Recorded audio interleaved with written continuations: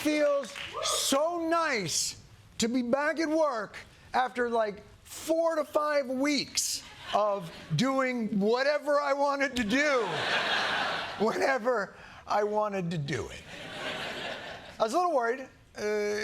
We took the back end of the summer off there, and I don't know if you noticed, we have new owners here at the network. Didn't know if they would let us back in the building. But good news, we have not heard from them. But one of the windows was left unlocked, so here we are. Now, normally, as many of you may know, who've been on this planet for a few rotations, August is considered a relatively quiet month for political doings. But as we have been told many, many times, this ain't normal. So I'm going to try and catch you up since we've been gone. The economy hit a brick wall, stalling on jobs, while inflation continued to rise. So Trump met with Putin in Alaska to force Ukraine to accept Crackle Barrel's new logo, while Labubu released a new Epstein file and Taylor got engaged. It's a blur. It's all a blur. But all of it takes a back seat to continuing concerns over the president's health. We haven't really seen much of the president over the last week. Basically absent from the public eye. He's clearly hiding something about his health. The hashtag Trump is dead trended on social media. What the you people? You reporters have no chill. Guy can't take a few days for some R&R and a non-surgical breast reduction without everybody suddenly pulling out the toe tags on the president? It does say something about the ubiquity of Donald Trump in our lives, that we don't hear from him for 20 minutes, and we're like, he's dead. I think he's... Check, can we track him? How do you know he's dead? Well, it's been 7 minutes since the word news has come up on my feed. He must be dead. But of course, Trump didn't die in office, but I wouldn't put it past him. Trying once again to take credit for something Biden had already accomplished.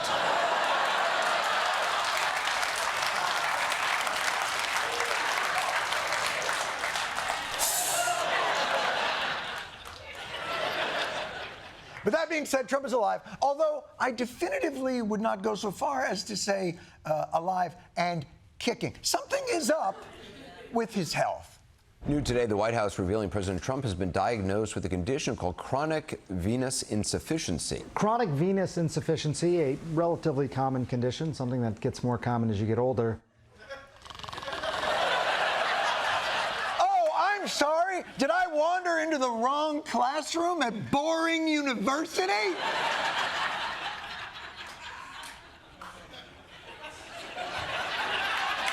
Can someone please explain his physical condition to me in a way I'd be interested in, the style of perhaps a world-weary Brit?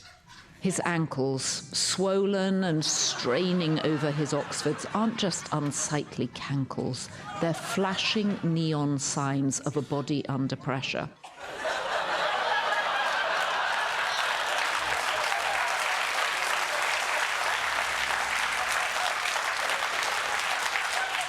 Put that Attenborough right into my veins!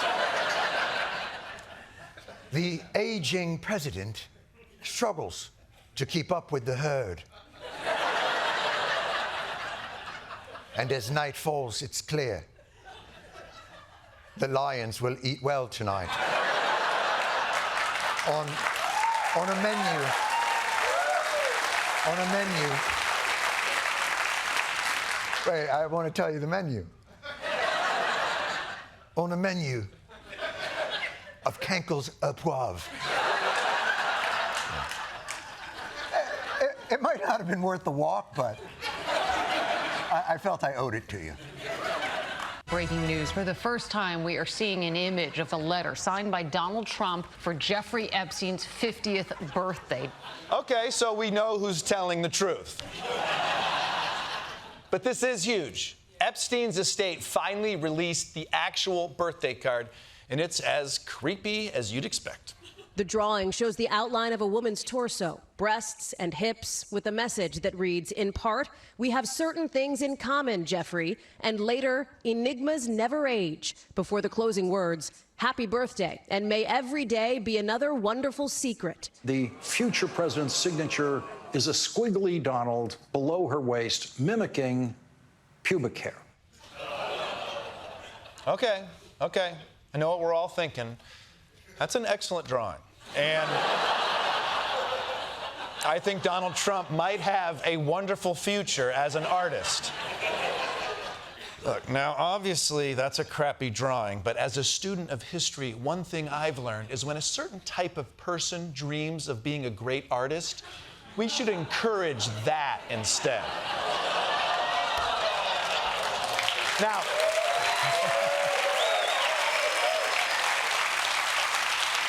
even without the drawing, that is a strangely cryptic birthday card. No?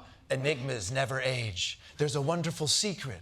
Although, to be fair, it could be totally innocent. We have certain things in common, could mean anything. What are the things that we know about Epstein? He was a human trafficker. He was a pedophile. It could be any of those things. And I see why Trump's people denied that this card even existed. But now that we've all seen it, there's nothing left for them to do except continue to deny it. The White House this morning flatly denying the president drew or signed the message. The president did not write this letter. He did not sign this letter. From what I see, it's not his signature. I've seen Donald Trump sign a million things. This doesn't look like his signature to you? Nope. I can tell you my father does not sketch out cartoon drawings. Okay. Hey, I'll give Eric Trump a pass. He has no way of knowing what a birthday card from his father would look like.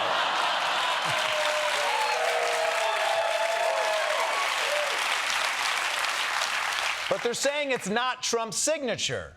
If only we had 1 to, 1 million examples of his signature that we could compare it to. The far left is the birthday book signature. The one in the middle is a Trump signature from a 1999 letter to Larry King. And on the right is from a signed letter to Rudy Giuliani in 2001. Or these from 1984 in a letter to the New York Times, 1995 to a Palm Beach official, 2014 in a note to Keith Olbermann. There's even an inscription in a Trump book that Epstein owned from 1997. You'll see all the basic shapes are exactly the same. Yes, I see. So if you look at the angle of the downward arc on the capital D, you can see that you don't have to do any of this shit. It's his signature. Well, it's his signature. It's his. It is funny how they're fact-checking one piece of evidence with another pieces of evidence. Like, these guys are like, if you look closely, Trump's signature on a birthday card to his pedophile best friend matches his signature on a note he wrote to his pedophile best friend. I'm not a fan of the content, but you can't deny his friends put some real effort into it. On the way to my birthday dinner, my wife makes me stop at Walgreens so she can buy me a card. Sometimes it's not even a birthday card. Oh, thank you. I will have a great first communion. The second thing I realized is Trump is playing this thing all wrong. If he just admits that he wrote this card, everyone could move on. And then he could do one of his favorite things of all time, find a way to make some money out of it. You've seen stories about Donald Trump's perfect birthday card to Jeffrey Epstein. And thanks to the new Trump greeting card collection, you can send an equally perfect card for all of life's milestones. Congratulate the graduate in your life with the message, "Your future is bright, unlike our dark and hideous past." Complete with a woman's body with pubic hair. And get ready for Mother's Day with a card that tells her, "Here's to a mom who did it all," including things that God can never know. And don't forget the pubic hair. And for the somber moments, we have comforting messages like, "I'm so sorry for the death of your pedophile father." And for added respect, these cards have twice the pubic hair. So no matter the occasion, pick a card from the Trump collection and make America great again. Donald Trump denies the existence of these cards. He's suing you for $10 billion. Since taking office, Donald Trump has been spending a lot of time redecorating, from paving over the Rose Garden to turning the Oval Office into a cash for gold storefront. But now that the White House is perfect, Trump has moved on to renovating the Department of Defense. President Trump has just signed an executive order to rename the Department of Defense.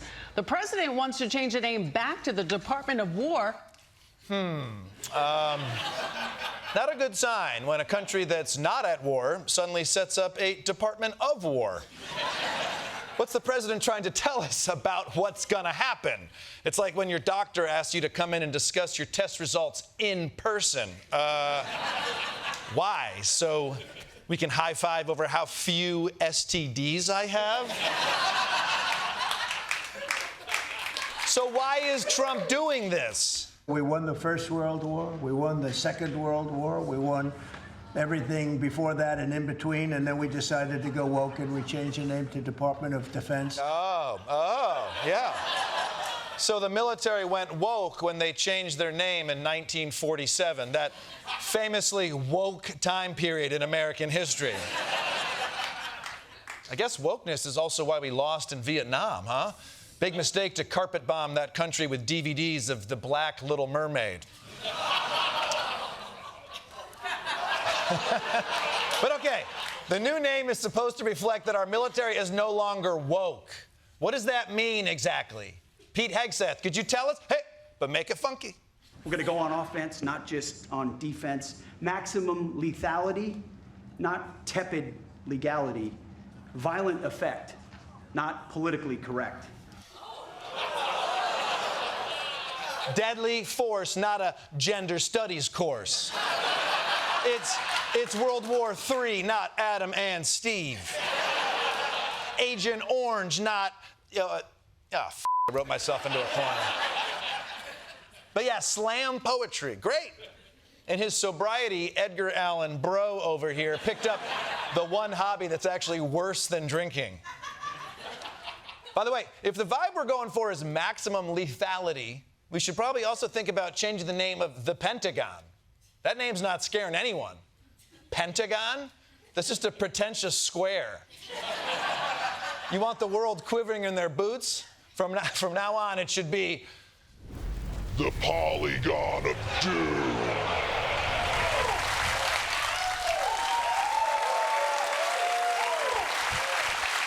So yes, the Department of Defense is now officially the Department of War, except, funny thing, it's not really, literally, officially, actually. To be clear, officially changing the name of the Department of Defense would require an act of Congress and 60 votes in the Senate, which Trump could not get. It appears that this executive order is not really changing the name completely from DOD, Department of Defense, to Department of War, but is instead making it a secondary name. Secondary name? Are you telling me the American military just gave itself an official nickname? If anything, that makes it seem weaker. There's nothing more pathetic than that friend that tries to create his own nickname. From now on, call me Stevie Muscles. Okay, that's cute, Stevie Muscles, but your mom's here to pick you up? But what's the harm, right? It's not going to cost us anything, right? Right? Right? According to Politico, it will likely cost billions of dollars to change the name on stationery, emblems, plaques, and other signage at the Defense Department and bases around the world. Billions? It's going to cost billions to adopt this not even name but nickname? My God, what a waste. You know, and that's real money that we could have spent on 2 fighter jets for Qatar that would get bombed by 2 other fighter jets from Israel that we also paid for. But okay, this is the same administration that dozed the out of cancer research and food safety, but they can find billions to change the stationery at the Pentagon? Oh, sorry, not the Pentagon. The anus of destruction.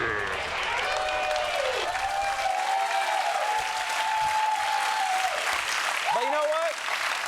That's good. Thank God for that effect. But you know what? That's cool. We got the Department of War now, and they'll be terrifying America's enemies wherever they go. Where exactly are they going? Planning is underway to potentially duplicate Trump's mobilization in D.C. and send troops into Chicago. I think Chicago will be our next, and then we'll help with New York. Trump sharing a manipulated image of himself with a twist on a quote from the movie Apocalypse Now.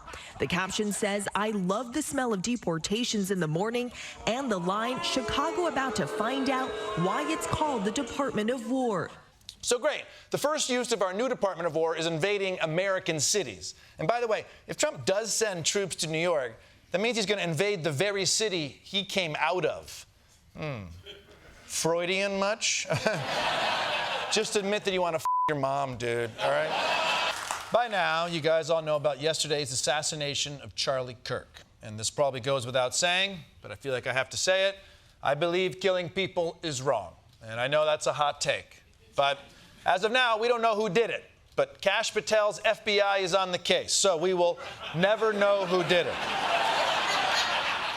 This is as good a time as any to say political violence is never acceptable and should be condemned. And thankfully, many political leaders think the same.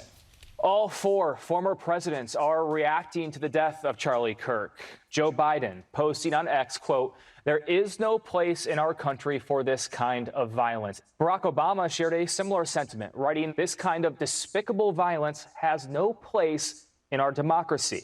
And a statement as well from George W. Bush, who said this: "Members of other political parties are not our enemies. They are our fellow citizens."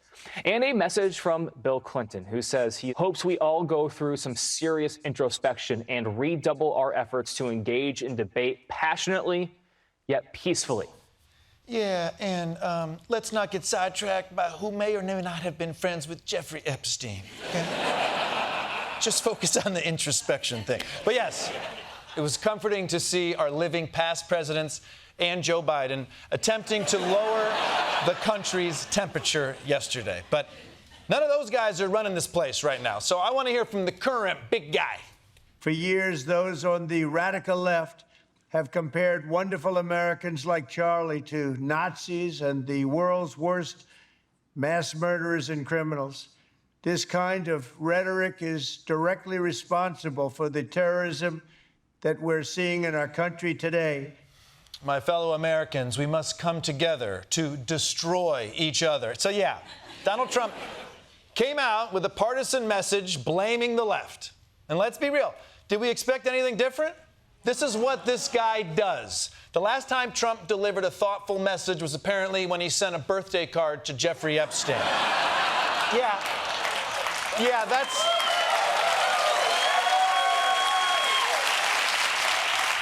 I realize that's 2 Epstein jokes in a row. It's not my fault everyone was friends with this guy, okay? And by the way, I'm not singling Trump out. This is how our society behaves now. A tragedy occurs. Instead of digesting and trying to understand, everyone sets their feet and starts throwing punches immediately. Like Nancy Mace, Republican congresswoman and somehow the scariest type of mace. She came out swinging, but apparently wasn't expecting a counter. I'm going to say this. Democrats own what happened today. Then by that logic, do Republicans own the shooting of the 2 Democratic lawmakers in Minnesota? Isn't this on both sides? Are you kidding me? But is there a problem with political violence across the spectrum? Yeah, we're talking about Charlie Kirk right now. Yeah, okay. We're talking about my thing right now, not about things that make me look stupid, because if we did that, we'd be talking all day long, okay? All right. Now, and now we're in very familiar territory. Republican accuses Democrat, so Democrat accuses Republican. What do you say to people who are saying the Democrats need to lower the temperatures? Oh, please. Right. Why don't you start with the President of the United States? Right. So here we go again. It's Democrats' rhetoric. No, it's Republicans' rhetoric. Has anyone considered that the problem of political violence in America might not just be the rhetoric, but instead something extraordinarily complex? The problem might be a toxic mix of our gun laws, lack of mental health, collapsed social connection, probably a bunch of other things I haven't even thought of yet. I'm sure Labubu's are somewhere in there to blame.